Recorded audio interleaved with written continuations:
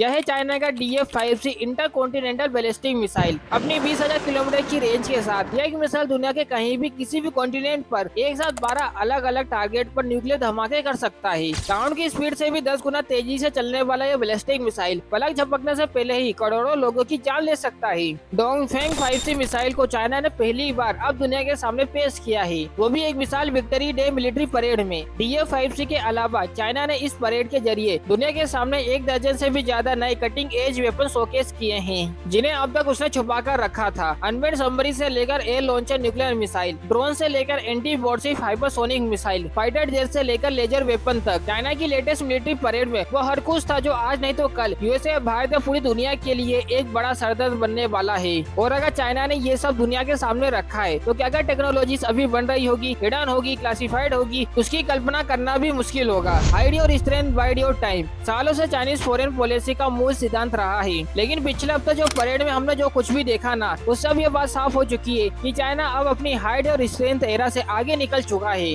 Now he is openly chanting, show your strength, your time has come. He is now unleashing his technological military might on the world। मानो अपने rivals को खुलेआम धमकी दे रहा हो। लेकिन बात यहाँ सिर्फ मजाक ही नहीं हो रही है, बात यहाँ एक सीरियस जियोपॉलिटिकल चेतावनी की भी हो रही है कि अगर यूक्रेन और गाजा पर हमला हो सकता है तो चाइना भी अपने हक के लिए इंडिया से सटे बॉर्डर रीजन में साउथ चाइना सी में ताइवान पर अपना हक जमा सकता है।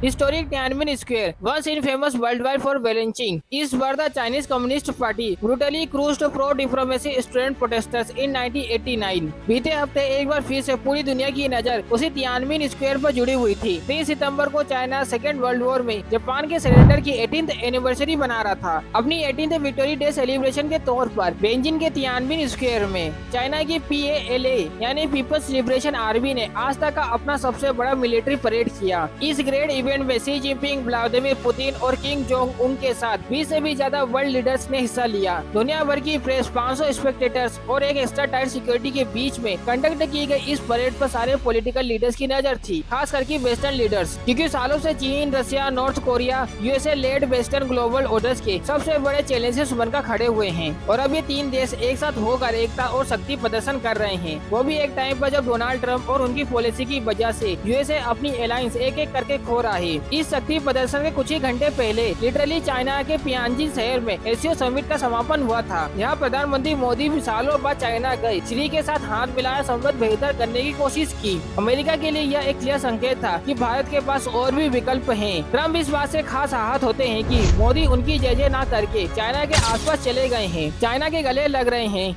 लेकिन मोदी का चाइना जाना, संबंध अच्छे करने की कोशिश करना कोई नई बात नहीं है। खुद मोदी ने कई वॉशी के साथ चाइना के साथ अच्छे संबंध बनाने की कोशिश की है, लेकिन फिर भी गलवान हुआ हमारे साथ। मोदी के पहले वाजपेयी सरकार के अंडर भारत ने ऑफिशियली पहली बार तिब्बत को चाइना का हिस्सा बताया और यह चाइना के लिए एक बहुत ही बड़ी जीत थी। उससे भी पहले राजीव गांधी और उससे भी पहले नेहरू ने चाइना की तरफ दोस्ती का हाथ बढ़ाया था। याद करिए 1954 में जब नेहरू माओ जेडोंग के साथ मिलने गए चाइना। सोचिए इतने साल पहले भी, 70 साल पहले भी जब नेहरू चाइना गए तो उन्होंने अमेरिका के संदर्भ में माओ से अपनी चिंता जताई, कहा कि अमेरिका ऐसा को समझता नहीं है। याद करिए यह वो दशक था जब हिंदी चीनी भाई भाई के नारे हमारे देश में गूंजते थे, लेकिन फिर भी चाइना ने 1962 में नेहरू की पीठ में बुरी तरीके से खंजर खोपा। आज प्रधानमंत्री मोदी के सामने भी वही चुनौती है। अमेरिका के साथ संबंध जल्दी ठीक न हो पाए तो चाइना पर हम कितना भरोसा कर सकते हैं, क्योंकि मोदी भी फिर नेहरू वाली गलती दोहरा देंगे। आज का एक बहुत ही बड़ा सवाल हमारे सामने वो है। और अगर भारत आप सोच रहे हो कि चाइना को एक काउंटर वेट की तरह इस्तेमाल करने की कोशिश कर रहा है, तो याद रखिए चाइना भी हमारे साथ गेम खेल रहा है अमेरिका को नीचा दिखाने के लिए। भारत के लिए आर्थिक संकट, इकोनॉमिक स्लो और टेरिफ की मार एक समस्या है, लेकिन जो दूसरी समस्या है वो देखकर भी हम अनदेखा करना चाहते हैं, और वो है चाइना का अग्रेसर रूप जो दिन ब दिन बढ़ रहा है। उसका एक जुनून है, चाइना का एक जुनून है, न सिर्फ दुनिया का नंबर 1 इकोनॉमी बनना, अमेरिका को हराना, बल्कि दुनिया का सबसे ताकतवर मिलिट्री पावर बनना। सोचे सिर्फ एक दशक में चाइना ने अपनी मिलिट्री माइट की काया पलट कर दी। वह सबसे बड़े और सबसे आधुनिक हथियार आज खुद एक दशक के अंदर बना रहा है। चाइना की प्रोपेगेंडा मशीनरी तो सोशल मीडिया पर आजकल अमेरिका की खिल्ली भी उड़ा रही है, कह रही है कि अमेरिका पिछले सदी में जी रहा है। अगर वो ये सोचता है कि वो बिग मिलिट्री डैडी है इस दुनिया का, तो चाइना इसे गलत साबित करने पर अब तुली हुई है। चाइना में जो परेड होती है वो सिर्फ एक परेड नहीं है, एक चेतावनी आने वाले कल के लिए। और ऐसे सटीक फ्यूचरिस्टिक वेपन्स अगर हमारे पड़ोस में है तो भारत के लिए और हम सब के लिए एक बैकअप कॉल होना चाहिए। एक तरफ जब चाइना अपने advance 5th generation J-20 fighters उड़ा रहा है, J-35 स्टेल्थ फाइटर्स को टेस्ट टेस्ट कर रहा है, 6th जनरेशन फाइटर्स का प्रोटोटाइप बना रहा है। और वहीं भारत आज 4.5 जनरेशन एयरक्राफ्ट बनाने में भी दिक्कतें फेस कर रहा है, जहाँ चाइना 60 फीट लंबा अनमेन्ड सबमरीन शोकेस कर रहा है। वहीं भारत आज बेसिक अनमेन्ड सबमरीन ऑपरेशनलाइज नहीं कर पा रहा है, जहाँ चाइना अपने होममेड ड्रोन को फाइटर्स के साथ बड़ी बनाकर उड़ा रहा है AI की मदद से। वहीं हम $3.5 मिलियन देकर 30 प्रीपेड ड्रोन अमेरिका से खरीद रहे हैं। चाइना हमारे देश के लिए सबसे बड़ी मिलिट्री, इकोनॉमिक और डिप्लोमेटिक खतरा है। जिस तरीके से चाइना पर हम ट्रेड के लिए निर्भर करते हैं, जिस तरीके से चाइना ने पाकिस्तान को वेपन ही नहीं बल्कि लाइव इंफॉर्मेशन दिया, सैटेलाइट डाटा दिया जब ऑपरेशन सिंदूर चल रहा था, ये सब बातें अब क्लियर हो चुकी है, प्रूफ हो चुकी है। तो आज के इस एपिसोड में चाइना की इस ग्रैंड परेड पर फोकस करने की कोशिश करते हैं और ये समझने की कोशिश करते हैं कि क्या ये नए वेपन्स, टेक्नोलॉजीज और सिस्टम है जो चाइना ने पहली बार दुनिया के सामने लाती है। क्या अंडरलाइन मैसेज छुपा कर रखा है चाइना ने इस अपनी परेड में अपने राइवल्स के लिए, और फाइनली क्यों ये परेड भारत के लिए एक ललकार है चाइना की तरफ से।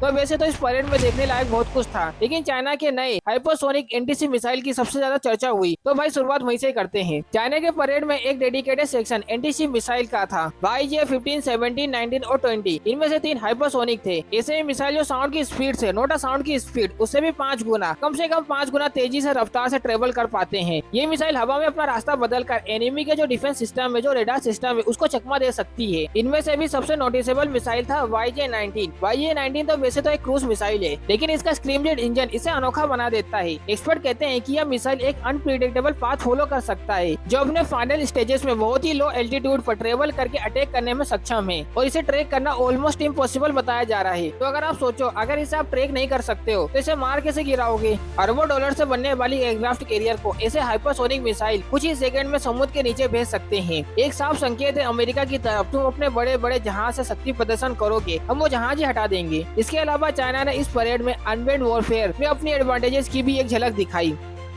तो अंडर वाटर से स्टार्ट करते हैं। चाइना ने अपने परेड में 2 तरीके के extra large uncrewed under water vehicles दुनिया के सामने रखे। See this drone AJX-002 almost 60 feet लंबा है। जी हाँ, इतना लंबा ड्रोन अंडर वाटर। ऑल्दो इन ड्रोन के बारे में बहुत डिटेल इन्फॉर्मेशन तो चाइना ने रिलीज नहीं की, लेकिन इसका टॉर्पेडो शेप, हाल और पंप जेट प्रोपोर्शनल सिस्टम दिखाता है। एटलीस्ट एक्सपर्ट का यह मानना है कि ऐसे ड्रोन के पास अंडर वाटर स्टेल्थ कैपेबिलिटीज भी है। आज के डेट में चाइना दुनिया का सबसे बड़ा extra large under water drone programme चला रहा है, जिसमें कम से कम 5 अलग अलग टाइप के ड्रोन ऑलरेडी ऑपरेशन में है, टेस्टिंग में है, और थ्योरी की बात नहीं कर रहा हूँ, ऑपरेशन में है। और इसी के साथ साथ कुछ अनमेन्ड बोट्स जैसे सरफेस वेबल्स भी इस परेड का हिस्सा थे। लेकिन असली शो स्टॉपर थे चाइना के अनमेन्ड एयर व्हीकल्स। चाइना ने कम से कम 4 नए ड्रोन ऐसे दिखाए, जिनमें एक था GJ-11 loyal wing. Stealth capability से लेस ये अटैक ड्रोन मेन जेट के साथ कोऑर्डिनेट करके एयर कॉम्बैट को एक नेक्स्ट लेवल तक ले जाएगा। माने अगर आपने टॉप गन देखा हो तो आप विंग मैन का कॉन्सेप्ट समझ सकते हो। अब सोचे कि जो विंग मैन है, जो बॉडी है, वो इंसान नहीं है, एक और फाइटर जेट नहीं है, AI से लेस एक ड्रोन है जो जरूरत पड़ने पर अटैक भी करेगा और आपके लिए मिसाइल भी खा लेगा। देखिए, चाइनीज मीडिया की माने तो ऐसे नए रिकॉन्सेप्ट strike, integrated drones, uncrewed wing, plane, ship, even helicopter drones के साथ मिलकर चाइना का जो एयर अटैक है वो फीचर कॉम्बैट रेडी ऑलरेडी हो चुका है। ये ड्रोन स्टेल्थ स्ट्राइक करने के साथ साथ वाइड एरिया सर्विलेंस और अपने आसपास माने अपने दूसरे ड्रोन के साथ कोऑर्डिनेट करके इस मूव में भी अटैक कर सकते हैं।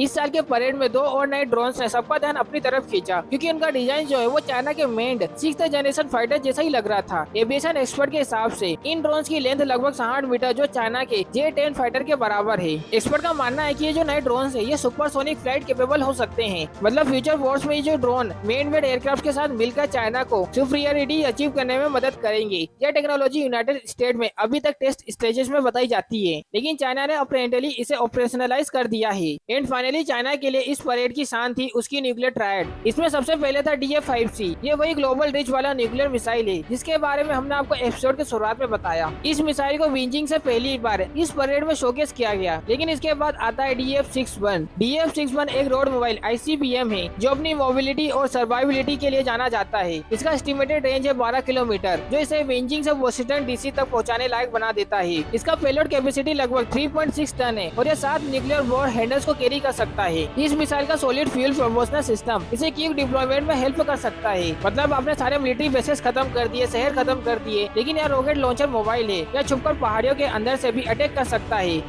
अब इसके बाद बारी आती है DF-31BJ मिसाइल की। DF-31BJ साइलो बेस्ड ICBM है जो DF-31 सीरीज का लेटेस्ट वेरिएंट है। इसका रेंज 11,000 किलोमीटर से ज्यादा है जो कॉन्टिनेंट अमेरिका को अपनी रेंज में ले आता है। ये मिसाइल एक सिंगल न्यूक्लियर वॉरहेड को कैरी कर सकता है जो एक सॉलिड फ्यूल प्रोपोर्शनल सिस्टम पर काम करता है। ग्राउंड बेस्ड मिसाइल के बाद अब बारी आती है सबमरीन लॉन्च JL-3 की। JL-3 मिसाइल जो चाइना के न्यूक्लियर रीच को समुद्र तक एक्सटेंड कर देता है। इसका एक्सटेंड रेंज 9,000 से 11,000 किलोमीटर, जिससे साउथ चाइना सी से कॉन्टिनेंट USA तक ये स्ट्राइक रेंज इसका बढ़ जाता है। ये मिसाइल भी MIRV यानी multiple independently targetable re entry vehicle से इक्विप्ड है। हिंदी में सरल भाषा में बोलूं, एक मिसाइल जो मल्टीपल टारगेट को इंगेज कर सकता है, मल्टीपल शहर को तबाह कर सकता है। देखिए पिछले कुछ महीनों में वायदा पे दुनिया ने बैलिस्टिक मिसाइल की जो शक्ति है उसको तो देख ही ली है। चाहे वो ऑपरेशन सिंदूर में हमारा ब्रह्मोस हो जो पाकिस्तान के बेसिस पर प्रिसीजन स्ट्राइक कर रही थी, या फिर ईरान का एग्जांपल ले लीजिए जिसके बैलिस्टिक मिसाइल ने इसराइल का जीना मुश्किल कर दिया और इसराइल को फाइनली पीछे हटना पड़ा था। भारत भी अब हाइपरसोनिक मिसाइल में महारत हासिल करने की कोशिश कर रहा है, लेकिन अभी भी बहुत टेस्टिंग बाकी है। लेकिन फिलहाल चाइना हमसे कोसों मील आगे है और वह अग्रेसर रूप में नए सिस्टम को इंट्रोड्यूस किया जा रहा है,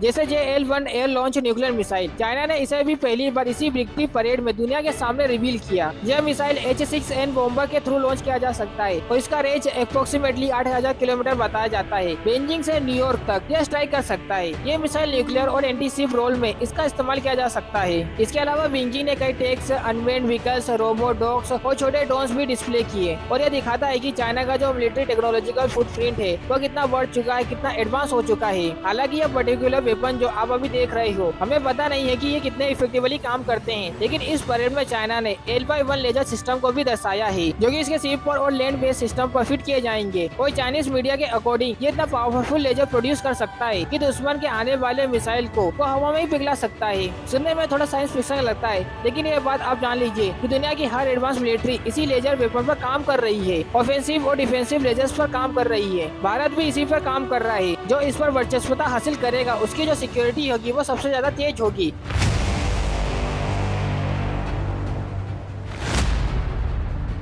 आजकल वैसे हमारी जो गोदी मीडिया है ना, वो बॉयकॉट चाइना से China is our partners in prosperity का जाप जप रही है। IT सेल भी इंटरनेट पर ये संदेश दे रहे हैं कि भाई जियो पॉलिटिक्स में कोई परमानेंट दुश्मन थोड़ी ना होता है, सिर्फ परमानेंट इंटरेस्ट होना चाहिए। अर्थात गलबान को भूलो भाई, आगे बढ़ो चाइना का हाथ पकड़कर। लेकिन SCO समिट के ठीक बाद भारी भरकम मिसाइल, ड्रोन, टैंक्स के अलावा इस परेड की चमक धमक के बीच में चाइना ने पूरी दुनिया को और भारत को कुछ अहम संदेश भी दिए हैं। अगर आप हेडलाइन से ज्यादा देखोगे, आगे जाओगे तो ये सारी चीजें आपको भी दिखेंगी। पहला, चाइना अब एक ग्लोबल आर्म मैन्युफैक्चरिंग का हब बन चुका है। चाइना ने जो 1 दर्जन से ज्यादा नए वेपन्स और वेपन सिस्टम को दुनिया के सामने डिस्प्ले किया है ना, ये सारे के सारे चाइना ने 2019 और 25 के बीच में डेवलप किया, टेस्ट किया और इंडक्ट कर लिया, सब कुछ घर बैठे बैठे। एक्सपर्ट की माने तो आज से 10 साल पहले बीजिंग की मिलिट्री टेक्नोलॉजी US के एडवांस सिस्टम की एक सस्ती कॉपी हुआ करती थी, पर इस परेड ने दुनिया को दिखा दिया है कि अब चाइनीज मिलिट्री इंटेलिजेंस कॉम्प्लेक्स से ज्यादा इनोवेटिव और एडवांस वेपन बना रही है। खासकर ड्रोन्स और मिसाइल के मामले में चाइना का top down command structure, vast resource उसे अलाउ करता है कि ऐसे नए वेपन्स को वो जल्दी से जल्दी टेस्ट करे, लार्ज क्वांटिटी में डेवलप करे और उसे जल्द से जल्द अपने ट्रूप तक पहुंचाए। अगर आप चाइनीज टेस्ट मीडिया के वीडियोस देखोगे ना, तो आपको लगेगा कि फोन और गाड़ी के जो मैन्युफैक्चरिंग लाइंस है वो तो पुराने हुई, उसी स्पीड से मिसाइल और वेपन्स बनाए जा रहे हैं। और यह देखिए, भारत उसी तरफ हमारे एडवांस लाइट हेलीकॉप्टर की पूरी फ्लाइट को ग्राउंड करना पड़ रहा है क्योंकि उसमें मैन्युफैक्चरिंग डिफेक्ट निकल रहा है। दूसरे में से चाइना सीधा सीधा अमेरिका से जंग की तैयारी कर रहा है। चाइना ने नए nuclear missiles, hypersonic anti ship missiles इस साल का फोकस इसलिए है क्योंकि चाइना USA की नेवल सुपरियरिटी को काउंटर करना चाहता है। आज USA नेवी के पास दुनिया के सबसे बड़े एयरक्राफ्ट कैरियर हैं, लेकिन वो कैरियर इन नए चाइनीज मिसाइल के सामने सिटिंग डक से ज्यादा और कुछ नहीं है। जो सेटल मैसेज अमेरिका को दिया जा रहा है वो ये है कि आप ताइवान के मामले में चाइना से भिड़ने की गलती मत करना, क्योंकि भैया बोझ तो हम भी हैं, मिसाइल हमारे पास भी है, सारे के सारे तुम्हारे नाव को हम डुबा देंगे। देखिए, चाइना ये सारे हथियार शक्ति बनाए रखने के लिए नहीं बना रहा है, बल्कि दशकों से सुलगने वाले ताइवान के मामले को अब बल से सुलझाना चाहता है। सही समय पर चाइना अब हमला करेगा, इसकी पूरी आशंका जताई जा रही है।